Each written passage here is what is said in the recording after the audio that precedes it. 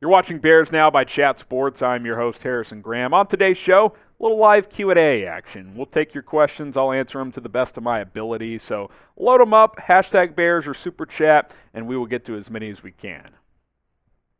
Appreciate Alex for sending in a $5 Super Chat. Rookie coaching mistake, keeping Fields in the last 3 games. If we had a veteran coaching staff, more than likely Fields would have sat 3 weeks ago. I don't mind Fields playing the last few weeks. Got him some extra reps, learning opportunity, even taking a beating. It builds toughness, it builds character. I agree in the sense that I had seen everything I needed to, but I don't mind him playing. I think sitting him week 18 is the right decision. His injury, his hip issue isn't going to be something that lingers. A couple weeks off, he should be good to go. So I'll disagree. I think there are some coaching question marks you can have, but I don't mind that Fields has played up to this point. From Alex, appreciate the super. Honor JJ with the victory, Texans. Yeah,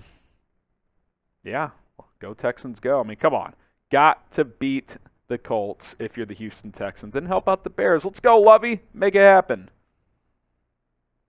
Ricardo Guzman, Jets first and Garrett Wilson, or Vikings first and Adams. So you're saying trade down one of those teams.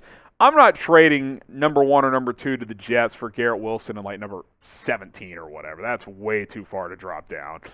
Now, let's say the Raiders lose to the Chiefs on Sunday and have the 7th pick and the Bears have the 2nd. Swap 2 and 7 and get Adams. We discussed this the other day. I'd still be hesitant because he makes $30 million a year and he's going to be 30 years old. But it is intriguing, right? It gives you an alpha male number 1 receiver. Claypool and Mooney can kind of be those secondary guys. And then the rest of your offseason is building the trenches. I'm not completely against that one. I don't think I would do it for Garrett Wilson, though. Nathan says, likely haul we get if we trade down from either number 1 or number 2. It depends how far the team trading with the Bears is moving up.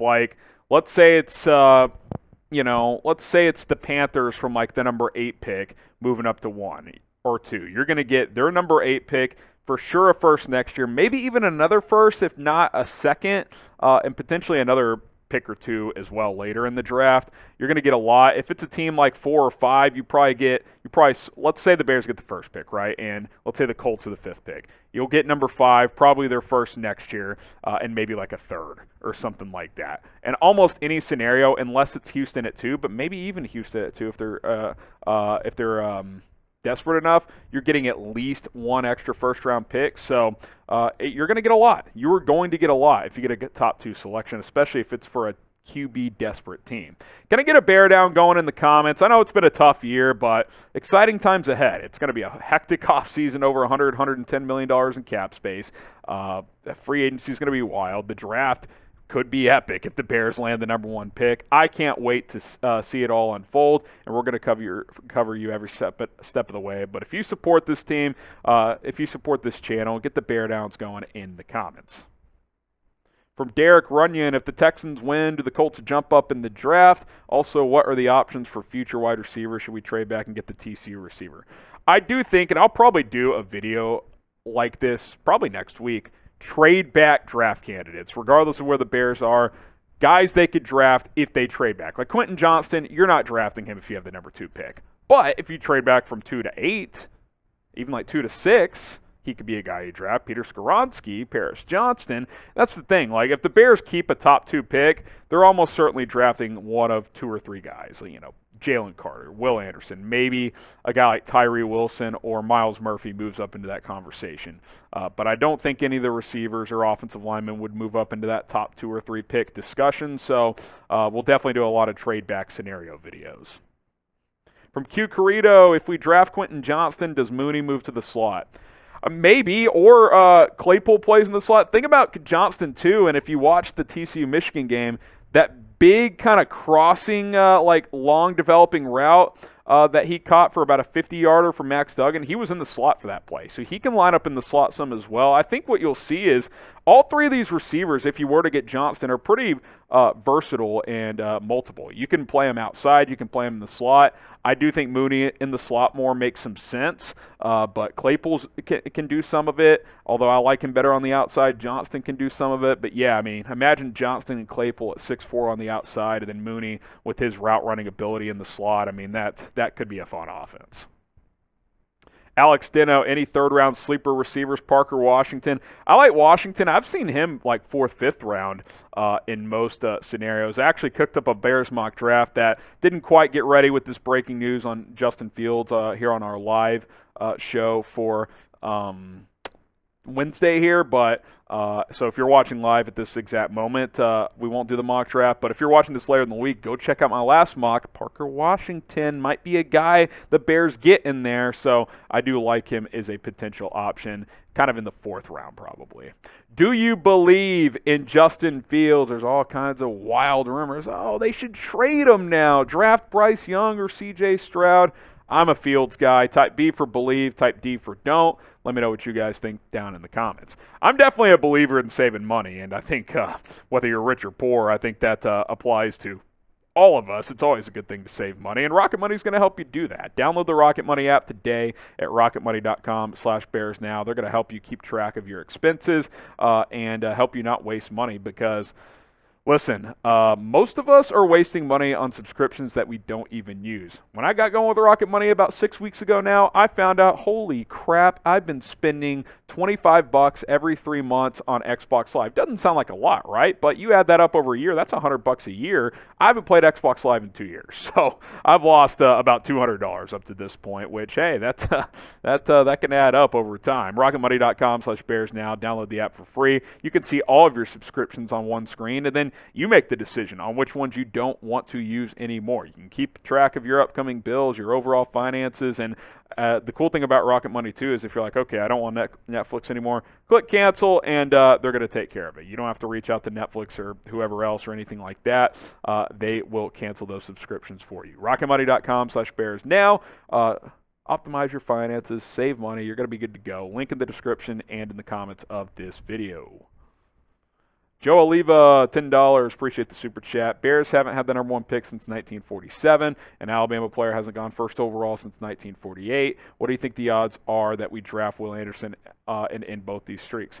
It's certainly possible. And look, we all keep thinking the Bears are going to trade down. It's not a given. If they don't get the offer they like, they won't. If they love a player enough that they think, hey, I know we got 4, 5, 6 positional needs, but this guy is going to change our franchise, then they will do that. I mean, they will. That is the route that they will go and draft that player, and Will Anderson could be that guy. So I think it's possible.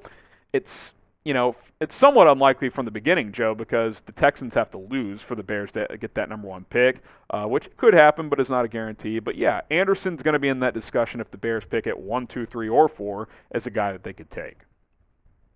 From Nixon, please, Harrison and all Bears fans, stop trying to turn Braxton Jones to right tackle. Just draft a right tackle or sign one in free agency. Please stop. I don't think I've once said they need to move him to right tackle. What I have said is I like how he's played at left tackle, and I would probably keep him there. But if they want to move him to right tackle and think he can play there, then sure. But that's information the Bears have. I don't have that information up to this point.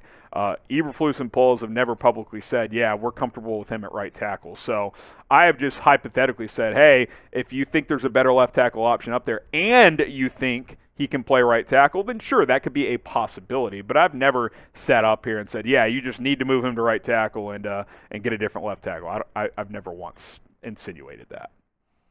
Busy Womack, would you rather go to free agency or the draft to fix the secondary? I don't think the secondary needs fixing. I think it needs to improve, obviously. I mean, Eddie Jackson being out the back half of this season certainly is hurt. Jaquan Brisker played pretty well as a rookie. Certainly needs to improve, but I thought he's played really well. Jalen Johnson, when he was out there for the most part, outside of a couple of games where he played through injuries, was solid. Kyler Gordon finished the year pretty strong. I think you probably need another corner. Maybe you get another safety as a depth guy. But I think, the young guys need to improve. If Brisker and Gordon kind of take that second-year leap and build off good rookie seasons, especially in Brisker's case. For Gordon, kind of the last month he finished strong, was up and down before that. Then that's good. Get another corner to be your third corner, and you're good to go. I actually think the front seven is a much bigger problem than the secondary is. Subscribe to Chicago Bears Now, because I'll tell you what, free agency draft, it's going to be lit here on this channel, and you're not going to want to miss any of it. So hit that sub button. Don't miss any of it here at Chicago Bears Now, youtube.com/Bears Now. We're going to have you covered all off season long. From Bobby Ray, would Davenport be a good defensive end target in free agency? Yeah, Marcus Davenport.